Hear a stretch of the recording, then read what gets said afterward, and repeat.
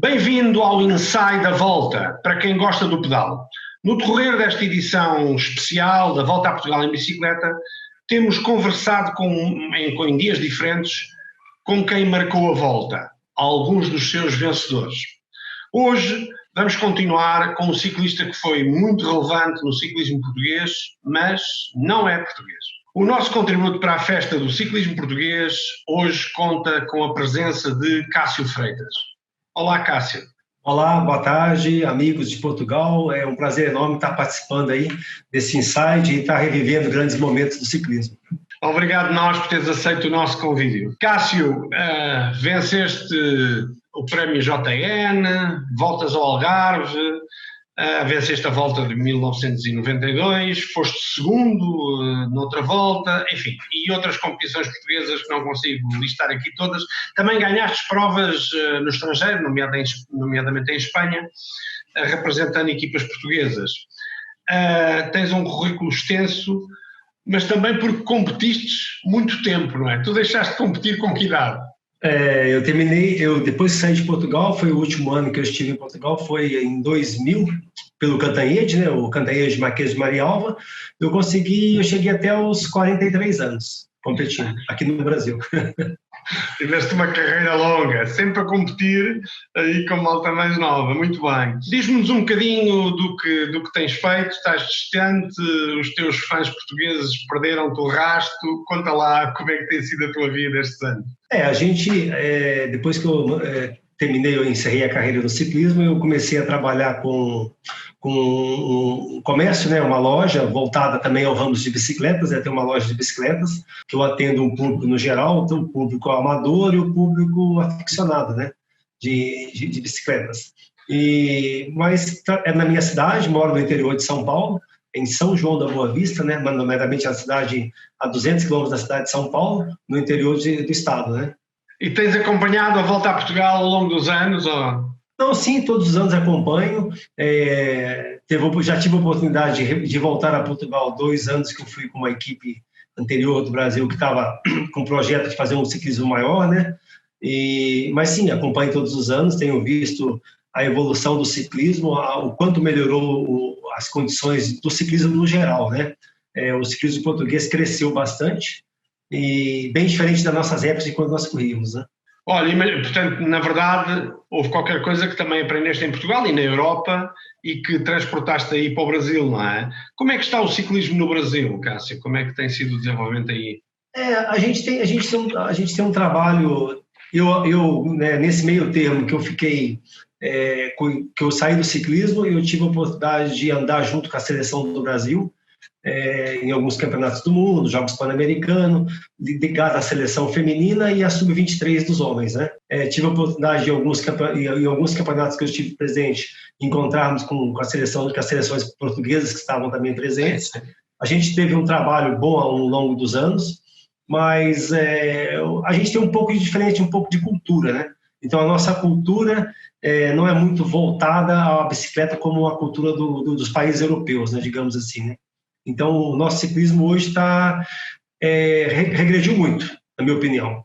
Pessoalmente, no Brasil temos assim, grandes valores que podem dar continuidade, porém, a falta de competições, esse problema também muito grande da pandemia este ano que nos afetou a todos, o ciclismo está muito, muito fraco. Um exemplo, a gente não tem nenhum ciclista hoje participante do Pro Tour. Na Europa, não temos nenhum ciclista brasileiro que está integrante de uma equipe do Pro Tour ou uma equipe profissional, digamos. E já houve ciclistas brasileiros que ganharam etapas? Sim, teve ciclistas que ganharam etapas, mas é a dificuldade, né? A dificuldade primeiro é a distância, depois é o próprio meio que você está que não tem grandes provas. E você vai sempre evoluir se você tiver sempre um intercâmbio com outras equipes, com outros países, ou você participar fora, ou você competir no teu próprio país com um nível elevado. Okay. E é o que não tem acontecido nos últimos anos, né? Aqui em Portugal há um fenómeno, enfim, interessante, talvez não seja o melhor das evidências, mas cada vez há mais ciclistas informais, Nunca se venderam tantas bicicletas em Portugal como agora. Apesar disso, a base da pirâmide, quer dizer, as camadas mais jovens e mesmo o topo da pirâmide das equipas portuguesas não se tem alargado. Acontece uma coisa semelhante no Brasil, não é, Cássio? Mais ou menos. Sim, acontece, justamente. A venda de bicicletas não se teve tanto em alto como nesse momento de pandemia.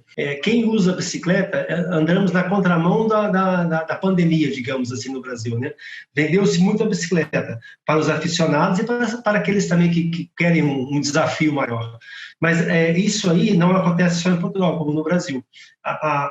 Você tem as categorias de base, que são as cadetes, as júniores, a sub-23 e a elite. Então, e isso aí é normal. Existe muitos ciclistas, porém não existe grandes oportunidades. Em que sentido?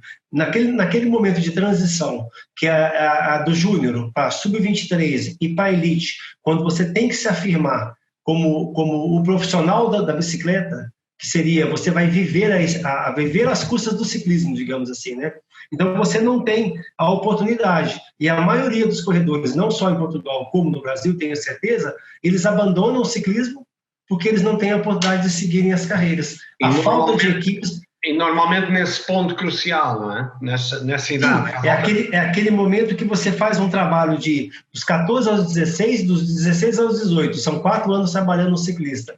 Se ele chegar na época dos 18 para passar para o sub-23, se ele não tiver um apoio financeiro, né? Vamos entender assim, uma equipe que ele consiga contratar, que ele consiga se auto-viver daquele valor, ele abandona. Isso aí não é só em Portugal, é em todos os lugares que eu já vi, muitos países que eu conheço. Então, tem que se fazer o trabalho de base, como se é feito em Portugal, né? Com a formação de grandes ciclistas, mas tem que dar sequência a esses corredores. Como é que tu vês a hipótese de fazer-se uma equipa World Tour entre patrocinadores portugueses e brasileiros? Era uma hipótese para... Eu sempre converso muito com antigos corredores, colegas meus, né? Por exemplo, Fernando Mota, Paulo Couto, tenho amizade com Delmino Pereira, que ele é hoje presidente da Federação Portuguesa, que, a meu ver, tem feito um trabalho muito, muito bom à frente da federação, alguns diretores esportivos de algumas equipas. Essa ideia sempre teve essa proporção de fazermos, por exemplo, existem hoje muitas empresas brasileiras que atuam no mercado português, até mesmo alimentícia, de bastante ramos, né? Talvez aí teria que ser uma oportunidade muito boa e ter uma fusão, digamos assim, né? Teve épocas que já tiveram uma proposta de fazer esse tipo de trabalho, mas não foi adiante. Cássio, fala-me das tuas memórias. O que é que tu te lembras mais da volta a Portugal? Uma história que te tenha marcado e que queiras partilhar connosco e com a comunidade? A Volta a Portugal foram vários anos que eu participei da Volta a Portugal, né? Por várias equipas, né? A Volta a Portugal, nomeadamente a que eu ganhei em 92, foi uma volta super disputada, com grandes equipas. Naquela época, tinha-se ascensão de grandes equipas italianas, que até a própria empresa JN nos trazia muitas equipas. Foram momentos importantes da minha carreira, né? Foram momentos de confiança, eu estava muito confiante naquela volta. O momento mais triste da volta foi quando eu me enganei no contra-relógio Mirandela, que foi uma coisa totalmente sem fundamentos, digamos assim, né? Um engano muito, muito, muito errado, que foi, né, não só por minha parte, mas pelas pessoas que estavam fazendo a sinalização do percurso, né? Então eu tive muito esse problema, mas depois acho que o importante assim, é que você tem que vencer quem for o melhor, né? Quem estiver o melhor na volta. Então eu tenho acompanhado a volta mesmo, por exemplo, agora a volta deste ano, você tem um ciclista que está a 13 segundos, né? Eu não vi o resultado de hoje, 13 segundos. Ficou a mesma coisa. Estás a falar do Fred, não é? Do Frederico. Sim, são 13, ele está a 13 segundos do Antunes, do Amar Antunes, eu tenho visto a classificação, mas na segunda-feira são quase 18 quilômetros. Uhum. O ciclista, para liderar uma competição, ele tem que estar primeiro que uma grande equipe, eu concordo, mas ele também tem que estar autoconfiante do que ele vai fazer o trabalho. São 18 quilômetros que ele tem que dar a morte, digamos, né, para manter a amarela. Não é só físico, não é? É mental, não é? É mental. Eu acho que o atleta, o próprio ciclista, ele tem que ter muita confiança na equipe que trabalha para ele e ele saber usar O momento certo, né? Uma coisa que você me perguntou, Luiz, é o que o ciclismo me ensinou. O ciclismo me ensinou o seguinte: ele não admite erros. Então você não pode errar. Se você errar, você pode perder por um segundo.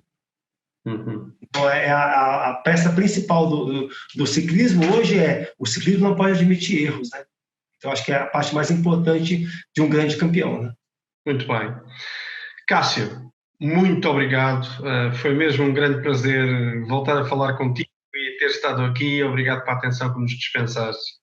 Sim, eu que agradeço. Eu em breve, eu preciso de combinar com meus amigos portugueses para estarem talvez presente numa edição da Volta, para estar acompanhando alguns dias, vendo algumas etapas e prestigiar, porque queira ou não queira, Portugal que me levou ao top do ciclismo, né? Independente dos países que eu passei, Portugal foi o que me deu mais apoio, mais confiança e me deu o meu currículo de hoje é graças ao ciclismo português. Agradeço muito a vocês todos. Bom, deixo-te já um convite, quando vieres a Portugal, entras em contato connosco e então faremos uma outra peça. Espero que não através do Zoom, mas ao vivo.